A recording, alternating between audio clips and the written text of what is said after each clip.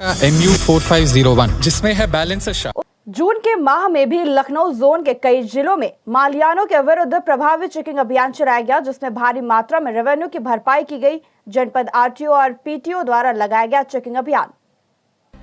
ट्रकों के विभिन्न अभियानों में चालान एवं ट्रकों के टैक्स को लेकर बंद किए जाने की कार्रवाई की गई। बता दें, हाई सिक्योरिटी नंबर प्लेट को लेकर भी प्रवर्तन दल कार्रवाई कर रहा। आरटीओ परिवर्तन संदीप कुमार पंकज द्वारा ऐसे वाहनों पर जिनके टैक्स या फिर हाई सिक्योरिटी नंबर प्लेट नहीं, उनको बंद करने व चालान करने की कार्रवाई लगातार की जा रही। इस संबंध में हमारे विशेष संवाददाता मोहम्मद नसीर ने आरटीओ परिवर्तन संदीप कुमार पंकज से जून के माह में हुई कार्रवाई पर जानकारी ली है। सर, मंत्री जी के आदेश के बाद लगातार वाहनों को चेक किया जा रहा है, जिनका टैक्स बकाया है, जिनमें हाई सिक्योरिटी नंबर प्लेट नहीं, उस पर सर कार्रवाई, सर किस तरह की कार्रवाई की गई थी दिनों में?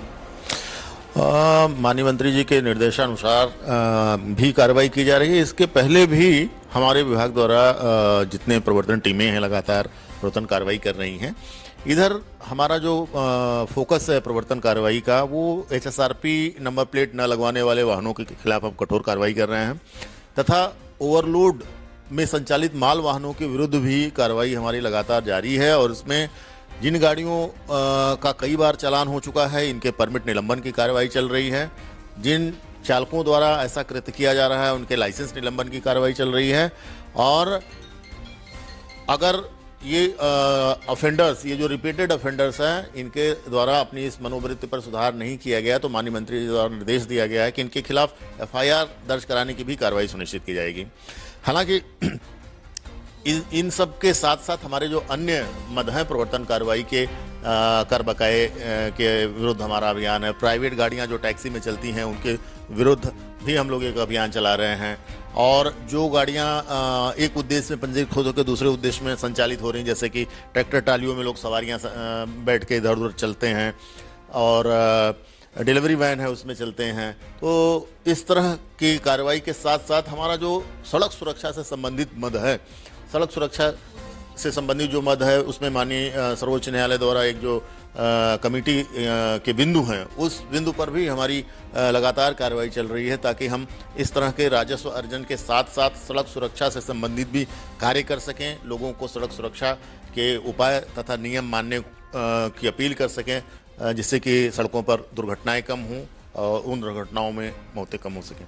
सर, जो बड़े बकायेदार हैं, उनकी वाहन रोड पे चल रहे हैं, अक्सर वो पकड़ में नहीं आते हैं प्रवर्तन दल से, क्या उन पे किस तरह से उनको पकड़ा जाएगा, किस तरह से कार्रवाई की जाएगी?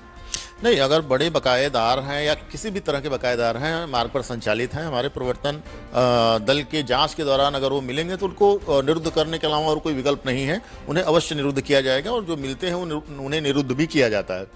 कभी कभी बड़ी गाड़ियां जैसे कर बकाये में चलती हैं और कहीं थाने में जगह ना होने की वजह से बंद नहीं हो पाती हैं, तो ऐसे में हम इंश्योर करते हैं कि उनको ब्लैकलिस्ट कर देते हैं, उनके पेपर्स जो ओरिजिनल होता है अपने पास रखते हैं, ड्राइवर्स के DL ले लेते हैं, ताकि हमारा कर जमा करने के बाद ही वो संचालित हो सकें। हम अपना ब्लैकलिस्ट से भी उनको तभी हटाते हैं जब वो हमारा कर आके कार्यालय में जमा कर जाते हैं। सर, मुख्यमंत्री के आदेश के बाद जो ट्रैक्टर ट्रालियों में जो सवारी ढोई जाती थी, उसमें कृषि कार्य में कार्य यूज़ किया जाएगा, उसके बाद भी वो और कामों में यूज़ की जा रही है, उसके लिए क्या कार्रवाई करें? नहीं, ये माननीय मुख्यमंत्री जी द्वारा जो निर्देश दिया गया था कि ट्रैक्टर ट्रालियों में यात्रियों का संचालन कदापि ना हो। प्रायः यह देखा जाता है कि ट्रैक्टर ट्रालियों में जो लोग आवागमन करते हैं, वो बेसिकली वाणिज्यिक उद्देश्य नहीं होता है उसका, वो धार्मिक प्रयोजन में कहीं जाना है, या किसी सामूहिक मेले में सामूहिक रूप से कहीं जाना है, या इस तरह का कोई अन्य सांस्कृतिक या धार्मिक उद्देश्य होता है। उसमें गांव के लोग अपने गांव में उपलब्ध किसी के ट्रैक्टर ट्राली में बैठ के यात्रा करना चाहते हैं।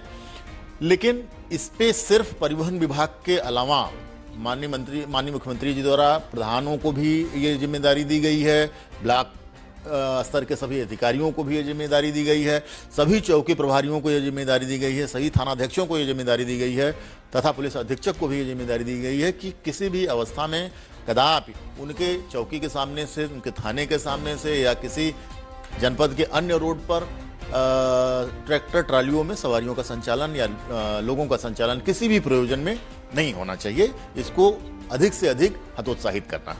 सर, जून के महीने में आपकी तरफ से जो प्रवर्तन दल की तरफ से कार्रवाई की गई है उसमें कितने वाहनों को सीज किया गया, कितना रेवेन्यू जनरेट हुआ है? माह जून में देखिए हमारे सामने एक आंकड़ा है। इस आंकड़े के हिसाब से हमने लगभग 404 गाड़ियों का चालान किया है। 251 ये जो आंकड़े हैं ये सिर्फ ट्रकों के हैं।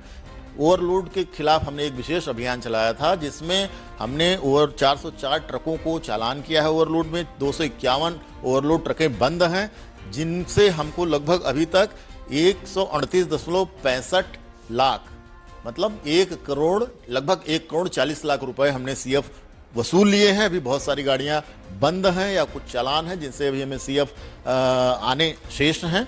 इनके साथ भी हमें हमारे और भी संख्या है माह जून में जिनके विरुद्ध चालान और बंद की कार्रवाई की गई है और जिनसे अन्य सीएफ भी आया है। का MU 4501 जिसमें है बैलेंसर